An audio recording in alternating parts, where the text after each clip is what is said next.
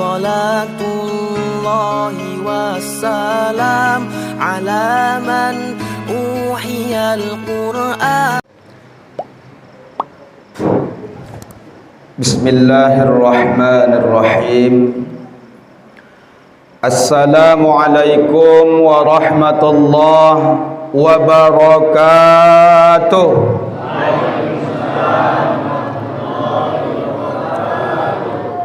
Alhamdulillahi rabbil alamin.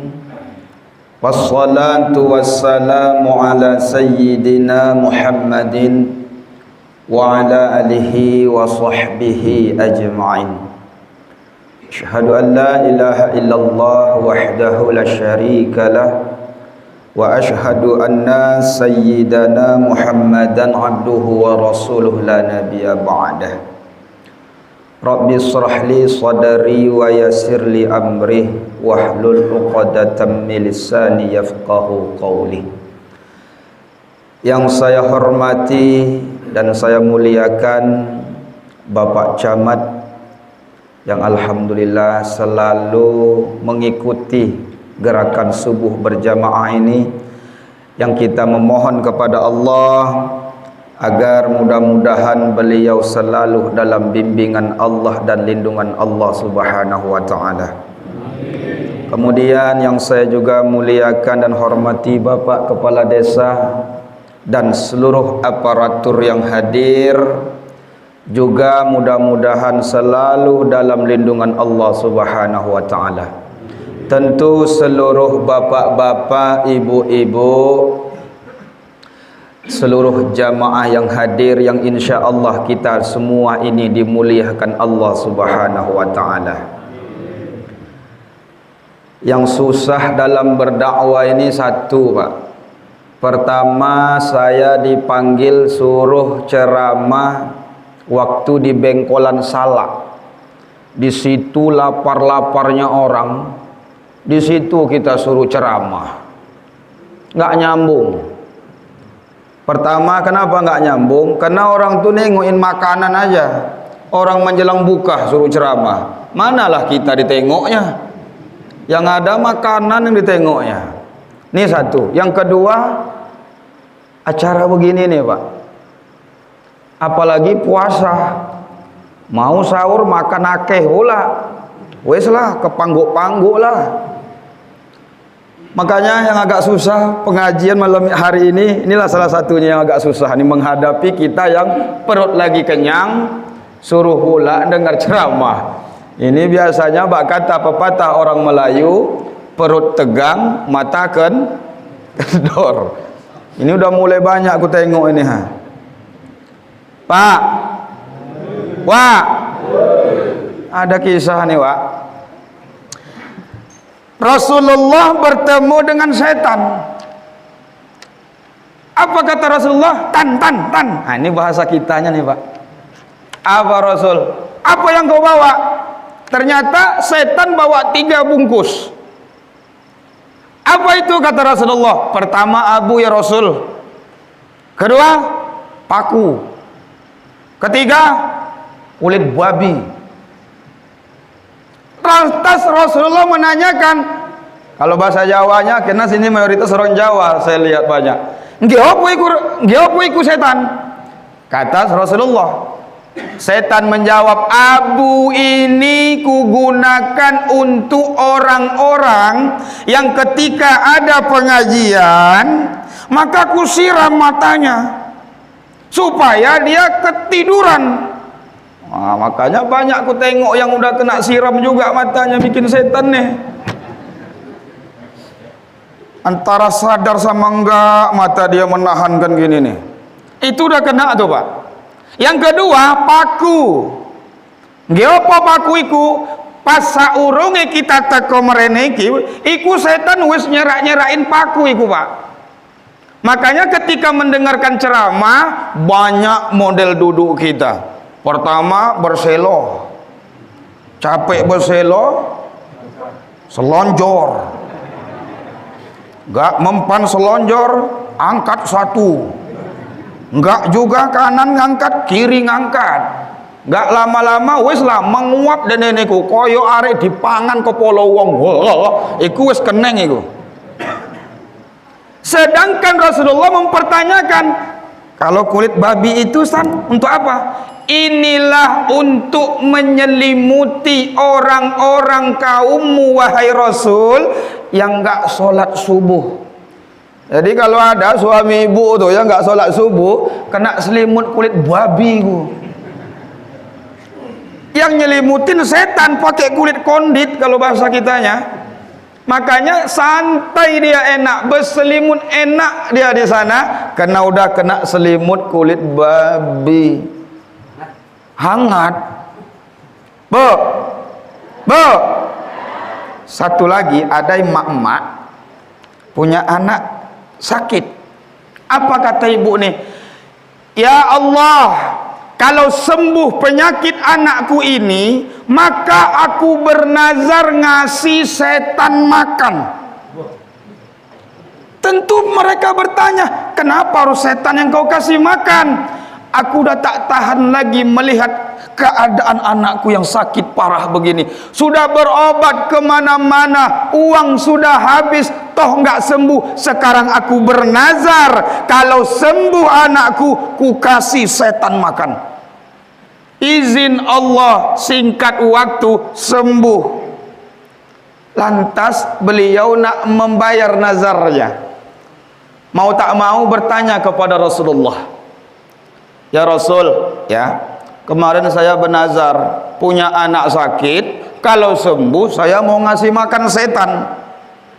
Terus gimana nih Rasul? Ini udah sembuh anakku, kira-kira di mana aku bisa jumpai setan? Masalahnya biar ku kasih bayar itu nazarku. Apa kata Rasulullah? Pergi kau ke tempat pengajian, kau tengok tuh orang yang tidur. Oh, siap Rasul. Gawa bontot sandas maling, mama iki lungo. Nang bejit pula koyok ngene iki memang lungo denene. Ditengok-tengoknya kiri kanan nggak ada. Rupanya lihat ada yang di belakang dekat mimbar tekulai bentuk dia macam pisang putus pucuk. Ngene, pas pulang dari situ dibawalah bontot itu ke tempat kakek itu. Kek, sini kek, apa? Eneng rezeki ki, eneng bontot. Yo pas kali lah, makanlah wawak nih tadi. Setelah dia makan, dia nanya, begitu banyak jamaah, kok aku ae sing kue kei? Masalahnya ngene wak, kata bapak ibu ini. Aku bernazar kalau sembuh anakku ku kasih makan setan. Ku tanyakan kepada Rasulullah cara menjumpai setan. Lihat dalam pengajian kalau ada yang tidur. Yang tidur tadi cuma aku tengok ya wawa. Oh, berarti kau bilang aku setan. Nah, itu tergantung bapak-bapak lah ibu-ibu. Kalau dalam pengajian ini juga masih tidur juga, itu jenenge ini wawak yang ngasih bilangnya wak. Aku cuma mulai aja, wawak yang ngelanjutkan. Dah, Bapak Ibu hadirin wal hadirat dirahmati oleh Allah Subhanahu wa taala. Kita mulai belajar fokus singkat saja. Bapak Ibu hadirin wal hadirat dirahmati oleh Allah.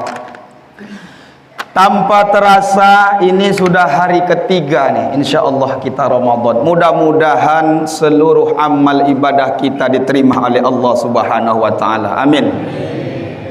Tapi tanpa kita sadari bapak-bapak, ibu-ibu, bukan saja BBM yang naik. Bulan ini pun BBM naik. Bukan, jangan bapak bayangkan bahan bakar minyak. BBM yang saya maksud adalah bertemu bulan maghfirah. Kita bersyukur nih. Bersyukur pertama kita masih hidup. Karena banyak orang yang hari ini pingin berdoa nyampe bulan Ramadan, mereka tak hidup lagi. Berarti bersyukur kita masih hidup. Bu, tolong jawab juga Bu, biar semangat. Ini udahlah subuh, mingkem, manalah nyambung.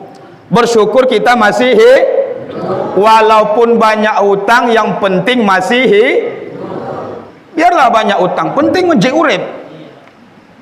Biarlah kita miskin asal masih hidup.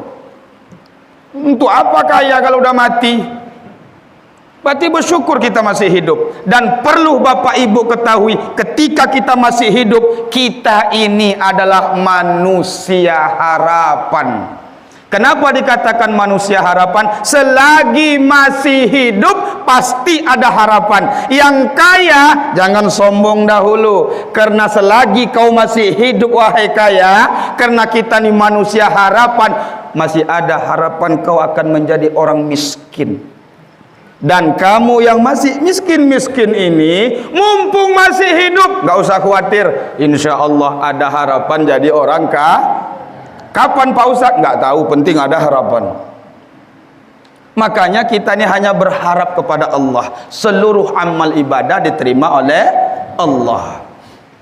Nah, Bapak Ibu hadirin wal hadirat dirahmati oleh Allah Subhanahu wa taala. BBM yang pertama itu yang perlu yang kita terbayang dalam otak kita, itu pertama premium. Kalau untuk dibawa ke mesin mobil. Kedua solar. Ketiga Pratamak. Maknanya gimana? Premium. Karena kita BBM bertemu bulan maghfirah, pertama sekali harus premium. Dulu makan minum. Kedua solar. Salatmu harus lebih rajin. Kemudian Pratamak, perangi tabiat maksiat. Payah wak nyari ustadz yang koyoknya nih wak. Makanya larang. Bapak Ibu dirahmati oleh Allah Subhanahu wa taala. Pertama sekali yang mau saya sampaikan hari ini adalah tingkatkan salat kita dahulu. Ini minta maaf Pak, tolong buka mata. Wahai orang-orang di daerah apa namanya Pak? Kebau. Si Kebau Jaya, dengarkan baik-baik. Yang tidak mau sholat tuh dengarkan. Adakah Bapak Ibu pernah melihat anjing sholat? Tidak. Tapi kalau di YouTube banyak kita lihat anjing bisa ngembala kambing. Anjing bisa dia mengembala domba. Anjing bisa mendeteksi narkoba. Anjing bahkan bisa dia mencium ranjau di dalam tanah. Dengarkan wahai orang-orang yang tak mau sholat.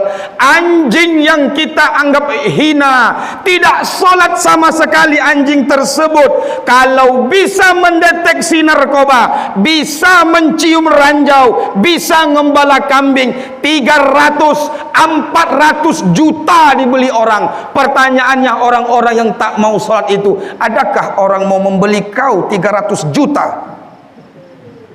Ada? Kalau tidak, kal an'am adall balhum, orang seperti ini lebih hina daripada seekor binatang. Ini satu yang mau kita ambil pesan pagi subuh hari ini. Pak, kalau datang orang bawa martir 5 kilo, dihancurkannya rumah Bapak. Didatang dia ke masjid, dihancurkannya bangunan masjid. Bapak marah atau ketawa? Marah dong, bahkan di penjara. Coba dengarkan Pak. Kalaulah orang meruntuhkan rumahmu saja kau marah, sedangkan orang yang meninggalkan sholat adalah peruntuh agama Allah, kau kasih makan di rumahmu. Ya nak? Anak-anak kita yang sudah balik tak sholat, musuh Allah, toh masih kita kasih makan di rumah. Mana yang katanya kita benar-benar beriman itu? Mau nyambung, mau enggak iki, diam semuanya. Nyambung enggak pelajarannya nih Pak? Makanya saya katakan pertama bulan puasa ini tingkatkan solatnya dulu. Makanya dengarkan wahai orang-orang tak solat, kalau rumahmu saja dihancurkan engkau marah, kenapa di rumah kita masih ada peruntuh agama Allah? Yang meninggalkan solat itu kan meruntuhkan agama Allah. Toh jik kita kei mangan kok, kita kei sekolah sampai tinggi. Tanyakan ke diri kita, mana yang dikatakan memang betul-betul beriman tak kita hari ini. Bapak Ibu sedang pendengar dirahmati oleh Allah Subhanahu wa taala. Ini konsep yang pertama sekali nak kita bawa pulang. Kalaulah kita juga tak solat, minta maaf, kal an'am adall. Manusia macam gini lebih hina daripada seekor binatang. Na'udzubillah. Tsumma na'udzubillah. Bapak Ibu hadirin wal hadirat dirahmati oleh Allah Subhanahu wa taala. Makanya bulan Ramadan ini kalau enggak juga wawa iku salat, memang kebacut tenan lah itu. Bu.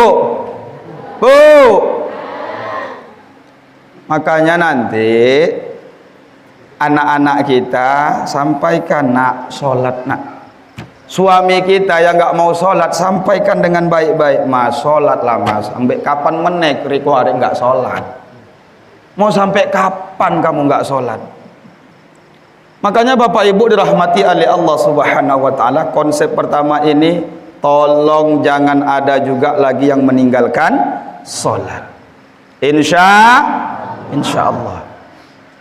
Kemudian ancaman yang kedua, ya ayyuhalladzina amanu, wahai orang-orang beriman, atiullah, taatlah kepada Allah, wa atiur rasul, taatlah engkau kepada rasul, wala tubtilu a'malakum, jangan kau hapus juga lagi ketaatanmu kepada Allah dan kepada rasul. Bapak Ibu, orang-orang kenapa setelah taat pada Allah dan kepada Rasul wala tubtilu, bunyi ayat itu Allah batalkan pahalanya. Hajimu Allah hapus, umrahmu Allah hapus, puasa Ramadanmu Allah hapus, seluruh kebaikanmu kepada Allah dan kepada Rasul Allah hapus. Sebab apa? Al-kabair. Apa al-kabair? Kembali setelah taat pada Allah dan Rasul, tapi dia kembali melakukan dosa-dosa besar. Dosa besar yang paling mudah untuk dilakukan adalah meninggalkan sholat. Makanya Bapak Ibu, jangan palah bapak-bapak, ibu-ibu harapkan kalilah solat kita ni bisa memasukkan kita ke dalam surga. Aku Pak Ustaz, tiap dino aku nang masjid Pak Ustaz.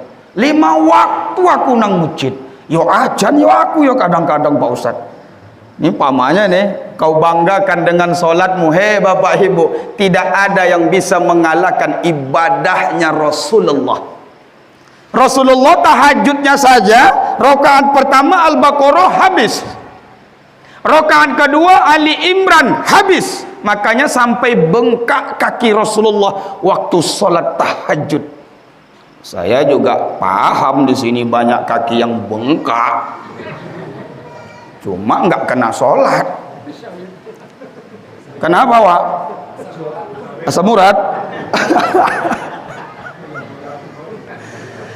Nabi saja yang ahli ibadah, ketika dia tanyakan kepada Allah, ya Allah, apakah karena salatku aku masuk surga?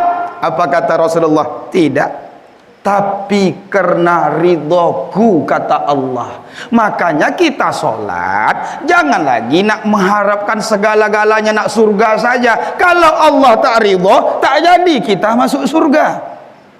Makanya ada doa kita di sini, Allahumma inna nas'aluka ridhaka wal jannah. Laksanakan dulu ilahi anta maksudi, memang karena Allah, mencari ridho Allah, baru al jannah kau dapatkan. Nah makanya jangan sok-sokan kali aku Pak Ustaz, aku ikilah sing paling rajin sholat. Nek nggak percaya delok iki jidatku sampai ireng Pak Ustaz. Contohnya kalau masalah ireng ke ireng, banyak juga orang yang jidatnya juga hitam, tapi kalau tak ridha Allah juga tak menjamin masuk surga. Ini satu konsep yang nak dibawa pulang. Jangan juga di bulan Ramadan kau tinggalkan solat, karena seluruh amal ibadahmu nanti Allah hapus, sebab al-kabair, kembali melakukan dosa besar. Dosa besar yang paling mudah dilakukan adalah meninggalkan sholat. Ini satu. Yang kedua Bapak Ibu, lanjut kan Wak? Nyambung kan Wak? Ibu nyambung Bu? Yang kedua, innallaha thayyibun. Nah ini tolong diingat, Allah itu maha baik. La yuqbalullaha illa thayyiban. Tidak Allah terima kecuali amalan yang baik. Wah, rajin pun kita sholat tapi nggak baik, tak Allah terima kebaikan itu. Ini kadang-kadang minta maaf, jangan tersinggung Wak. Kalau nak berjumpa manusia, rapi kita, harum, wangi, baju bersetrika itu. Kalau nak jumpa manusia, cak jajal, kalau ketika kamu berjumpa Allah Ta'ala, adakah serapi kamu nak berjumpa manusia itu? Kalaulah kamu berjumpa Allah sembrono, mungkinkah salat kita sudah mungkinkah ibadah kita sudah dianggap baik? Belum Pak. Ini kadang-kadang minta maaf, nak jumpa Pak Camat, nak jumpa Bupati, pakai baju bagus-bagus, bersetrika, pakai kupiah yang baru, tapi nak bertemu Allah, tengok, mau ke ladang, mau ke masjid, podo pakaiannya. Aku kalau sempat malaikat ku cekek wak itu tuh. Bo, tengok perempuan, banyak betul jilbab dalam lemari itu. Setiap hari tukar, Senin biru, Selasa kuning, Rabu pink, sampai habis semua. Tengok kupiah lakinya. 4 Muharram nggak tukar-tukar, sampai kayak anak kondit bentuk kupiah tuh, 3 bentuk warnanya, sini kuning-kuningan, sini hitam pudar. Itu yang kau bawa di hadapan Allah. Mungkinkah itu dikatakan salatmu baik? Kalau kau menghadap manusia kau berapi-rapi, berwangi-wangi, mengapa menghadap Allah sembrono? Paham Pak? Sakjane piro sih regoe kupiah iki? Limpol nggak nyampe Wak. Kenapa juga udah sampai mati warna tak kau tukar? Jangan tersinggung Pak. Kurang ajarnya Bapak iki. Awak wis teko subuh-subuh ngantuk, malah dipekok-pekok pula awak katanya pula. Bu, kalau mau sholat pakai itu mukena ibu yang untuk lebaran tuh pakai, jangan nunggu lebaran make. Ini kadang-kadang ya ada ibu-ibu mukenahnya pun awak nggak tahu, entah warna putih entah coklat. 4 tahun tak bercuci sampai ngeper kena dakinya itu. Ini mukenanya ini 4 kilo tai lalat. Tapi kalau nak wirid, minta ampun cantiknya. Kalau nak berjumpa Allah, la ilaha illallah. Allah tu maha baik, tidak menerima amalan kalau bukan amalan yang baik. Saya mau nanya sama Bapak, Allah tuh maha pintar Pak, kita nih maha bodoh. Kita saja yang bodoh alias pekok, kalau disuruh milih pasti yang bagus. Bu, ibu kalau beli jilbab yang jelek atau yang bagus? Yang bagus. Bapak kalau beli sendal putus atau sendal yang bagus? Kita saja yang super pekok di hadapan Allah dibandingkan Allah. Kalau milih yang bagus, apalagi Allah yang maha pintar. Dia takkan menerima amalan kalau bukan amalan yang baik. Nyambung Pak? Makanya besok kalau jamaah berwangi-wangilah awak sikit nak jumpa Allah tuh. Pakailah kupiah yang baru, jangan yang macam anak kondit juga bentuk kupiah tu 3 bentuk warnanya belang-belang. Pernah nengok anak kondit wak kan belang-belang bentuknya tu wak. Jangan itu juga dipakai, mbok tuku ngopo limpulnya. Paham Pak? Mau marah-marah lah, paling besok gak diundang lagi, mampus itu. Aku ini kadang-kadang kan ada ustaz yang cuma berani nyindir-nyindir. Aku nggak pandai wah. Aku nampak apa? Buka daun nampak buah, buka kulit nampak isi. Nggak pandai aku nyindir-nyindir. Makanya kalau udah macam gini ceramahnya keras, enggak juga berubah. Dengar Bapak Ibu, sekali-sekali mbok rental ngopo pariwisata iku lungo nang Padang. Pas di Padang, nanti kita jumpai ada orang yang punya monyet. Ada di situ kita membayar 5.000, nanti monyetnya pandai bercermin wak. Jadi kalau nanti wak pergi ke sana, tanya ke tempat ke situ, pergilah nanti kita membayar 5.000, kita kasih cermin, monyet itu pun bercermin. Jadi pernah saya tanya, ala baralamu baru kau pandai bercermin dah.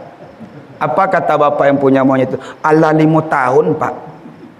Ada ndak perubahan jo baru kok? Indah ada. Monyet 5 tahun cerminan gak eneng perubahan kata dia.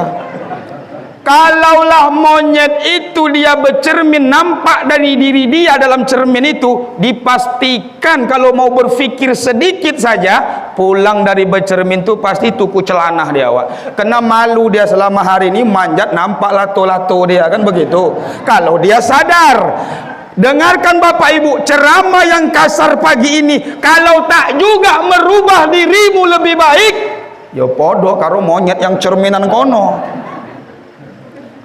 Paham? Saya kasar-kasar aja ceramah. Paling kalau marah orang besok nggak dipanggil lagi, itu ajanya. Toh tempat lain juga manggil kok, biarin. Nah, Bapak Ibu dirahmati oleh Allah Subhanahu wa taala, makanya Allah itu Maha Baik, tidak menerima amalan kalau bukan amalan yang baik. Baik-baiklah kita di hadapan Allah. Allah itu zat yang paling baik, maka kamu harus serahkan ibadahmu yang terbaik, sedekahmu yang terbaik, salatmu yang terbaik, baca Al-Qur'anmu yang terbaik. Karena zat yang paling baik kepada kita hanyalah Allah. Maka kita harus luangkan, kita harus buat ibadah-ibadah yang terbaik untuk menemui zat yang paling baik kepada kita. Makanya sholat nggak sembarangan sholat wak. Baca Al-Quran nggak sembarangan, walaupun sekarang ya namanya juga tadarus. Yang nggak apa-apa, tadarus itu kan ada terbiahnya. Kalau disalahkan orang nanti uduk ngono wak, ya wak harus nerimo. Ini kadang-kadang ada pula yang ditegur, Allah tuen aku paru riko, cik anakku mangan kerak paru riko. Entah apa hubungan kerak sama dia, padahal salah wak nih, dikasih tegur marah. Nah ini yang tak boleh. Bapak Ibu hadirin wal hadirat dirahmati oleh Allah. Yang ketiga yang mau saya sampaikan hari ini, pertama tadi ingat Pak, sholat jangan tinggal juga lawak ya, insya Allah. Dan tolong bantu anak-anak kita tuh yang nggak sholat tuh. Kalau tidak, ya ayyuhalladzina amanu qu anfusakum wa ahlikumun naro. Jangan cuma ingin menyelamatkan diri kita aja wak. Kalau wawa ingin menyelamatkan diri wawa sendiri, tapi anak keturunan kita nggak kita selamatkan, toh juga kita takkan selamat nanti. Makanya bawa anak-anak kita untuk sholat, insya Allah. Yang kedua tadi, Allah tuh maha baik, tidak menerima amalan kalau bukan amalan yang baik. Buatlah baik-baik, puasamu yang baik, sholatmu yang terbaik, sedekahmu yang terbaik, baca Al-Quranmu yang terbaik, pakaianmu nak menghadap Allah, gunakan pakaian yang terbaik, insya Allah. Yang ketiga mau saya sampaikan adalah bulan Ramadan ini adalah bulan yang penuh bulan yang bisa mengontrol nafsu kita. Pak, oh Pak, awas abu setan. Udah kriep-kriep ku tengok. Tolong digesek-gesek abu tuh sikit wah. Nek enggak mengko kelewatan.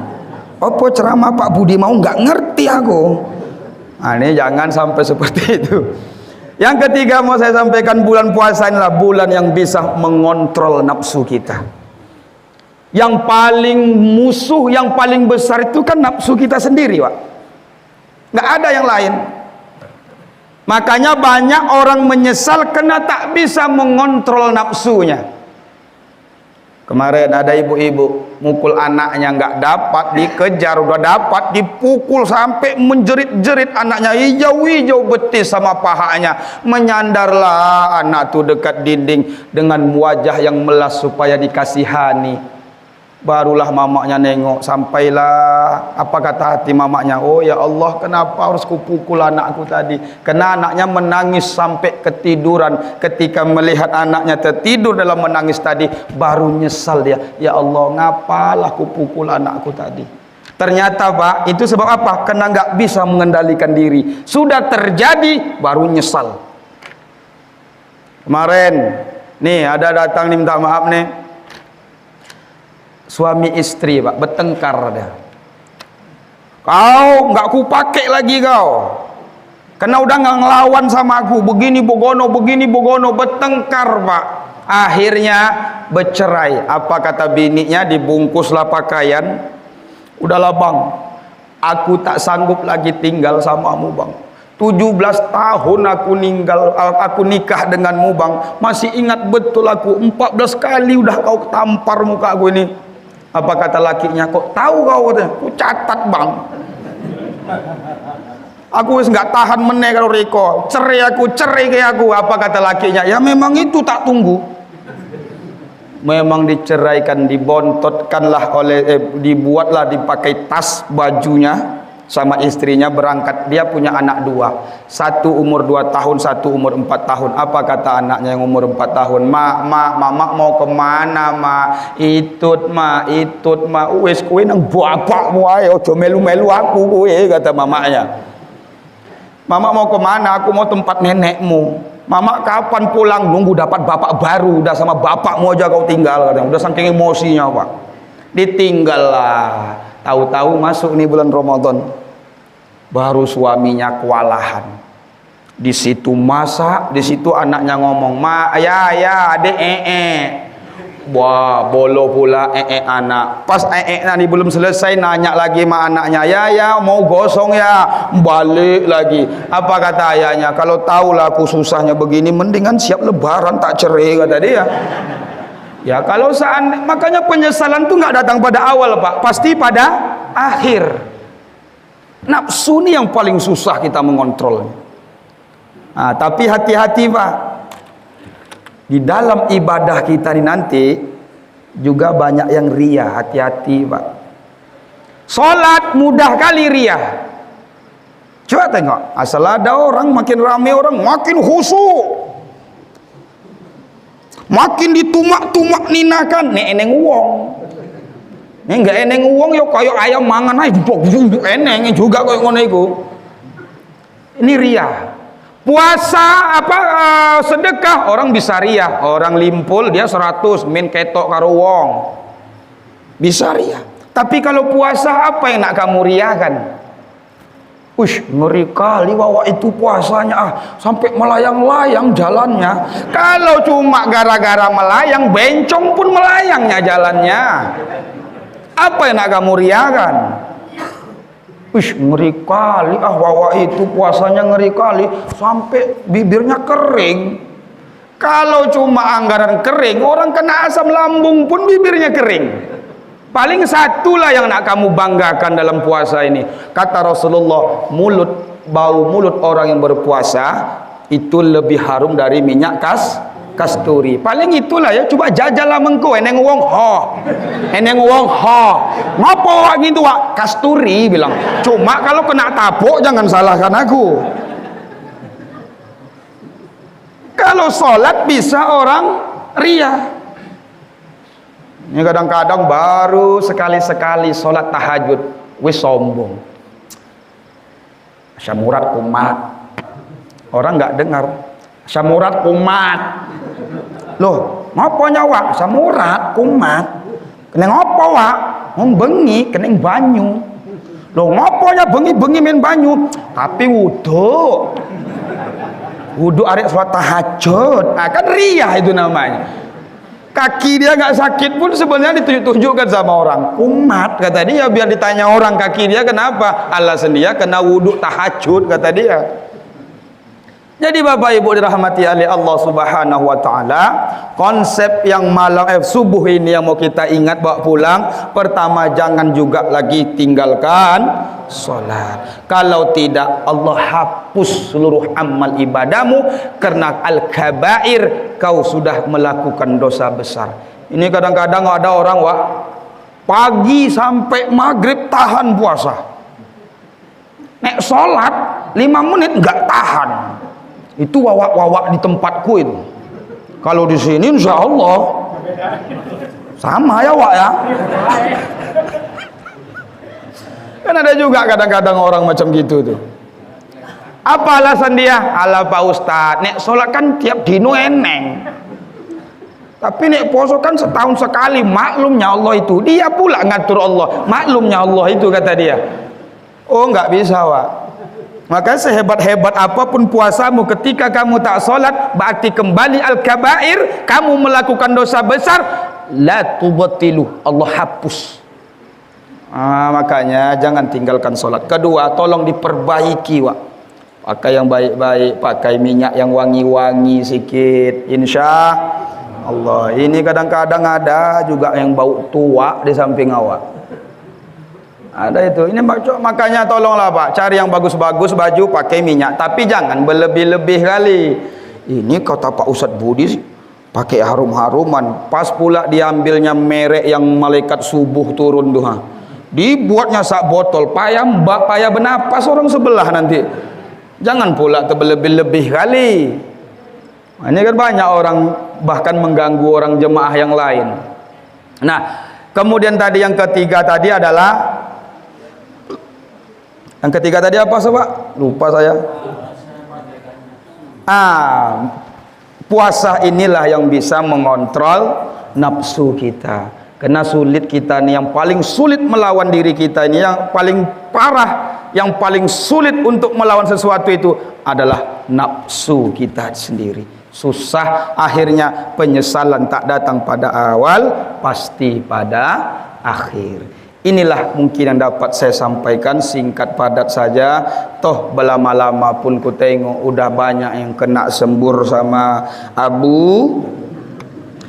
Lama-lama capek awak berbuih-buih ini, nggak nyambung juga. Arek minum poso, nggak minum haus. Kalau ceramah gini yang susah nih Pak. Biasanya kan ada snack, enak awak siap-siap gini makan bersama-sama. Kalau ini mau makan apa? Menganangin lah. Makanya Bapak Ibu dirahmati Allah, inilah mungkin sekelumit ilmu yang jelas. Ingat baik-baik Bu ya.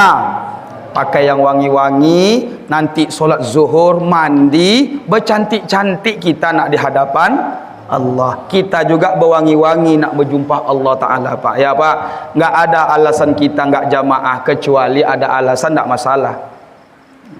Kau ngapa nggak sholat zuhur, kau nggak jamaah? Kerja. Nggak apa-apa, jeneng alasan. Asar kau nggak teko kue, urung siap. Nggak apa-apa, masih ada alasan. Maghrib kok nggak teko, pas kewarekan loh. Nggak mungkin lah imam waladhdallin awak ya nggak mungkin. Oke, masih Allah terima, masih diterima alasanmu. Isya kok nggak teko gue? Ngantuk pak. Keturun, wayahe istirahat, berdalil pula deh tuh. Kan Allah Ta'ala ngomong kan waja'alna laila libasa waja'alna nahara ma'asa, bengi kan kongkon istirahat. Ya enggak jamaah kok dikongkon, kata dia pula. Subuh enggak teko gue. Untuk kerinan meneh karena udah kena tutup sama kulit kondit. Nah, tapi Pak, kalaupun besok Bapak kerinan sholatnya, walaupun 6:30 terbangun macam gini, tetap Bapak sholat subuh. Insya Allah. Tapi dengan catatan jangan ditambah niatnya. Sholli fardhu subuhi rakaataini kerinan lillahi ta'ala. Enggak mesti bawa tambah kerinan. Allah tahu riko kerinan. Nah, cukup aja sholli fardhu subuhi rakaataini lillahi ta'ala, Allahu akbar, enggak masalah. Tapi kalau benar-benar ketiduran, ini kadang-kadang kan kita yang nidur-nidurkan, wis wayahe tangi urung juga mengkoai lah, dilut meneh lah, wis lah, akhirnya kelewatan. Ndak bisa Pak. Nah makanya Bapak Ibu dirahmati oleh Allah Subhanahu Wa Taala, mudah-mudahan ilmu ini bermanfaat dan insya Allah bisa kita amal ibadahkan insya Allah. Dan jangan juga sampai terjadi kayak yang tahun 2021 kemarin Pak. Datang jamaah, Ustadz tolong Pak Ustadz besok Idul Fitri khutbah di tempat kami Pak Ustadz. Kami udah tahu background Ustadz ceramah bisa kemana-mana, pasti Ustadz bisa membuat jamaah sedih insya Allah Pak. Akhirnya datang hari H khutbah Idul Fitri, khutbah lah saya satu masjid, izin Allah, bukan karena saya hebat ceramah, izin Allah menangis semua Pak, menangis semua. Akhirnya panitia pun langsung meluk-meluk saya. Pas Pak Ustadz, pas. Memang nangis KB Pak Ustadz, pas sekali memang Pak Ustadz. Menangis-nangis, nggak lama dikasihnya amplop Pak. Pas pulang saya buka amplop, saya yang menangis Pak. Mudah-mudahan janganlah ada juga di hari ini terjadi.